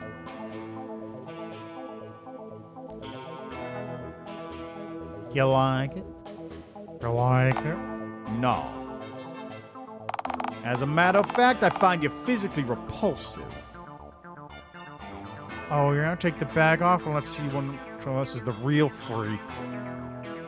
You take that! I'm plenty good with this here bag over my face. Thanks, partner. Alright, let's just get this here conversation over with. What do you actually want? I'll ask your questions and go. Who are you? I'm Sergeant Norm Allen. What's a sergeant? That means I was in the Air Force, and I was pretty good at what I did. Flying, 10-foot planes and such. Planes. I know you know what an airplane is. I do? Big metal bird roars when you throw lunch meat into its engines. Right, yes, I know what you mean now. Well, I'm ex-Air Force now. I rolled with NASA too for a while, actually. You know, space folks? They sent you into space? Oh Lord, Mingus really went all out trying to exile you. I wasn't a pariah back then, partner. As a matter of fact, I was decorated. Like a Christmas tree? No, not like a Christmas tree, partner. I mean, it was of all value, celebrated. For your information, the president himself selected me for a mission. Ooh, which one? President Ronald Reagan? Phone Bill Clinton? Nah, the man who picked me was the greatest visionary in American history. President Count Crown. Hey, I know that name. Didn't he invent the cotton candy machine or something? Did he? He was the fellow who invented the first phone ad. The man who initiated the dial-up. You know, the day the whole world became chock full of phone folks. Right, about that. Why aren't you a phone? I was told the dial-up got everyone. Right. Well, you see, it sorta did, but... See, President Crown decided to send me on an immensely vital hell, an unprecedented expedition. He chose for me to be the first human being ever to enter a wormhole. We tried sending robots in first, but all of them lost signal pretty quickly, as I'm sure you can imagine. I've never seen a robot, and if I did, I would likely hit on it and or shit myself. Sorry, go on. Yeah. We weren't sure if they were getting crushed inside the wormhole or if they were just traveling too far away from us. Anywho, as a patriot, I was beyond honored to have been handpicked by President Crown for the mission. They sent me up in one of our state-of-the-art crafts, I piled her through, and, well, I just came right back out the same way I came in, seemingly. Nothing that weird, I suppose. Except, I could see every single one of the robots that we'd previously sent through floating around outside the hole now. Kinda spooked me, you know, since I didn't see a single one of them out for the hole before I went in. Either way, undeterred, I made my way back to Earth. Boy, did I get a shock when I landed and re-emerged from my vessel.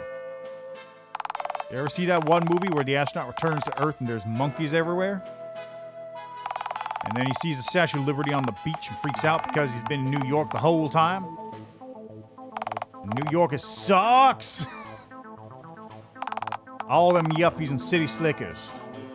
I'm pretty sure that isn't why the dude was upset. But fuck, I don't know enough about monkeys to contradict you. Long story short, I time traveled. The wormhole warped the fabric of time as well as space, it seemed. In an instant, I walked from the summer of '66 to the 2020s. Oh, God told me about why wormholes do that. He said that's where he put a cigar in the fabric of space-time. I had to leave my wife my whole life behind to investigate a cigar burning out. God damn it! His fault, man. Take it up with him. You know what? I very well might. Anyhow, by the time traveling past the day the dial-up occurred, well, I ended up being the one guy on Earth that I got left behind. The one normie left. Well, except I heard something happened with the clowns. Right, they marched on DC and all got gunned down by the new gun-headed riot police. Tragic and hilarious. My God, you could hear the comical honks for miles. Uh-huh. I remember when clowns were everywhere, you know. But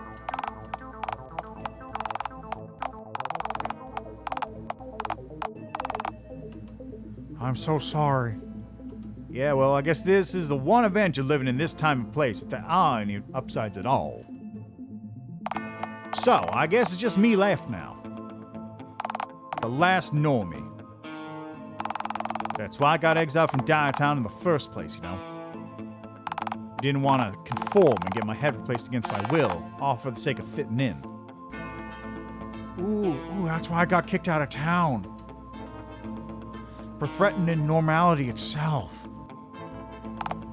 Oh, give me a break. They use that same asinine line on you too? Let me tell you something. There ain't nothing normal about Dialtown.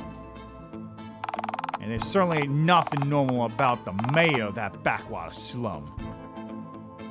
She has this idea that by putting these plans of hers into motion, she's somehow recreating the Dialtown the Crown presided over. I spent time in Dialtown before they launched me into space, you know. I actually saw the Dialtown that existed back then, unlike her. I personally knew her grandfather, for she's an ignorant hypocrite not fit to hold any office, let alone run an entire town. Mingus is certainly something, all right. You ever see her up close? She's got a cat head. A fleshy cat head, pre-dial-up era. The kind from my time. You know why she got that engineered right? Because her grandpappy, President Callum Crown, had a cat just like how she looks now. She's trying to morph into his old cat. That's terrifying, but why? Sure as hell beats me. I don't know why anyone would want to look like she does. And somehow she gets elected into public office time and time again looking like that. They're happy to kick me to the curb, yet their leader is the very definition of abnormality. She's a hypocrite. They all are in that damn dump. Dialtown's a town of bigoted hicks. Everyone in that godforsaken town's guilty by association. Oh, not everyone in Dialtown is that bad. Excuse me? They threw you out at the curb too, didn't they? The mayor's a prudish puss-puss, fine. But I have friends back in Dialtown too. I guarantee you, anyone in that town sell you down to the river without a second thought. And if you can't see that, then you're just as blind as they all are. Now, as far as I'm concerned, I've answered all your questions.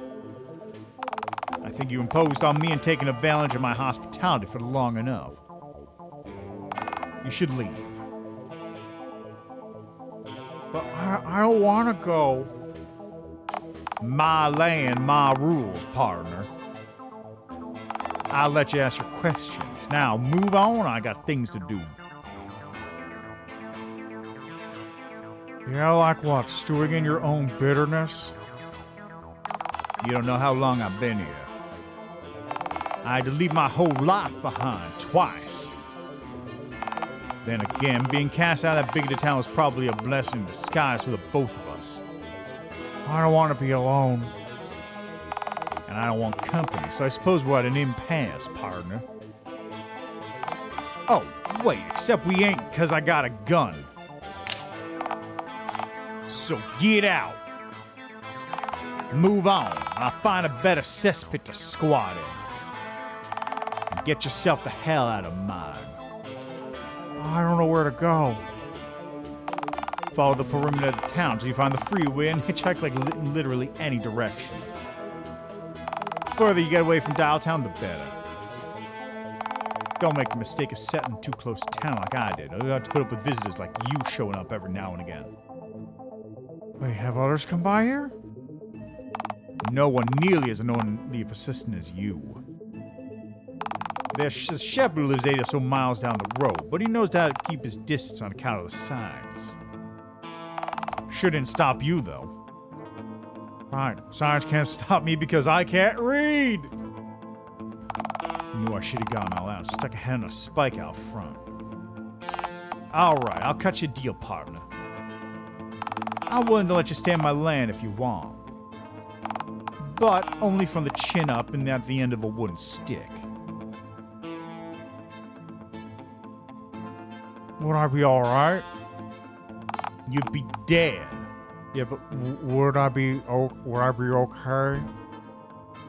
You'd be... Please be patient with me. God isn't finished with me yet. That's the first thing you said so far that I happen to agree with, you know. Actually, you know, now that I think of it, I've seen a woman skulking around these ponds for the last 2 weeks or so looking through my binoculars. Of course, she's never gotten too close to the shack. Seems she's the artsy type, on account of her usually having an easel under her arm. Looks between 4'10" to 5'4", I'd say, unarmed, of course. Had some kind of printed brown with a small white decal I wasn't able to make out from this distance. Wait. Karen! You found Karen! You know this woman? Yeah, we... That's a truly revolting number of ellipses. This is fantastic news. She's smart. She'll figure out a way to smuggle you back into Dialtown for sure. Good for you. Now get out! You wanna go back to that cesspit so bad? Then go. Get. Betcha she's over by the lake. That's where I'd go if I wanted to paint something from around these parts that wasn't trees, dirt, sheep. Alright, I guess I'll go look for her then. Yep. Guess I'll just skedaddle now. You already said that. I feel weird just leaving you here. Don't. I want you to. But I feel like we really hit it off. We have it, and it took an enormous amount of restraint not to shoot you at least 18 times in the last 3 minutes. But you didn't. You're held back. Maybe you really... Get out. Why don't you want to come with me? Cause why tarnation would I want to go back to Dialtown? I told you, that town's chock full of low-down snakes. Worst of all, that mayor. Oh, I know. Wouldn't it be really fun to see the mayor's face when I return? She's gonna be so pissed when she finds out I'm back. Might get mauled at police dogs again. We'll just have to see. My God, that's the stupidest... Wait. Huh. You really think that if you found your way back into Dialtown that you'd be able to get to the mayor herself? You bet. I reached her once, so I'm sure I can do it again. No kidding. Alright, partner. I suppose you convinced me. It's a deal then. Epic wowzers, very swag. You know, the deal is that I'm willing to accompany you back to Dialtown, not listen to your asinine idioms. I'll travel you back to Dialtown just to get to the mayor and see her get her just desserts. Please bring the gun, in case we encounter a pack of roaming feral hogs. Like hell, I'd leave my single action behind. If we're doing this, we're going all out. Let's head out. I want to get to the lake before we hit hog hour. Ooh, okay, things are 10 minutes of the worst chit-chat imaginable later. So are turnips like fruit or what? For the last time, partner. I told you I'm willing to accompany you, but needless chit-chat does not come under the terms of our agreement. I'll walk with you, shoot at anything that tries to shoot us first, but I ain't up for banner of any kind.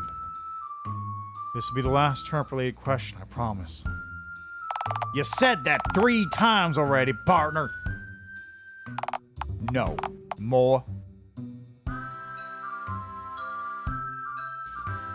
Okay, I am gonna leave that there, actually. This is a good time for me to take care of the paperwork I need to do. And, getting an hour and a half or so into this chapter is, I think, pretty good. So, Next week on Friday, we'll be finishing it up. We'll take care of Chapter 3 and see how it goes. Maybe try out the super secret mode as well. See how that goes. Alright, anyway. That's Dialtown. Like, this is interesting. It's like... What's the best way to put it? Everything up to this point has been like an elaborate shitpost. This feels like a less elaborate shitpost and more like an actual story thing, but it's still a shitpost. Don't get me wrong, this game is still shitposting all the hell currently. But it feels like less of like a bizarre series of shitposts and more like an actual like shitposty story. I don't know, we'll have to see. There's stakes and stuff, and history and backstory and lore, woo! Anyway, that's where I'm going to leave that. So I'll be back, like I said, next week with more of this. Tomorrow, I'll be doing some programming work. Gonna try and make a little something. It'll be interesting. Promise. Yeah, that's where I'm going to leave that. So, thanks for stopping by. As always, enjoy the rest of your day, night, evening, what have you. And I'll see you next time.